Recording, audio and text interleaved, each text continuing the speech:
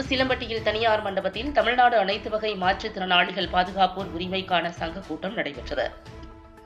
மதுரை மாவட்டம் உசிலம்பட்டி சந்தை திடல் தேவர் மகாலில் மதுரை மாவட்டம் தமிழ்நாடு அனைத்து வகை மாற்றுத்திறனாளிகள் பாதுகாப்போர் உரிமைக்கான சங்கம் உசிலம்பட்டி ஒன்றிய 5வது மாநாடு நடைபெற்றது.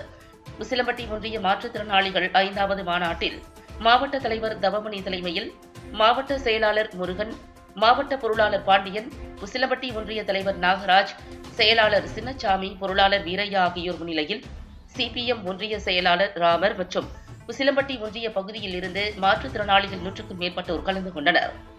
கூட்டத்தில் ஆந்திரா, தெலுங்கானா மாநிலங்களில் மாற்றுத்திறனாளிகளுக்கு வழங்கும் உதவித்தொகையைப் போல தமிழ்நாட்டில் உதவித்தொகையை கூட்டி அதிகமாக வழங்க வேண்டும், மாற்றுத்திறனாளிகளுக்கு 100 நாள் வேலை திட்டத்தை தொடர்ந்து வழங்க வேண்டும் உட்பட பல்வேறு தீர்மானங்கள் நிறைவேற்றப்பட்டன.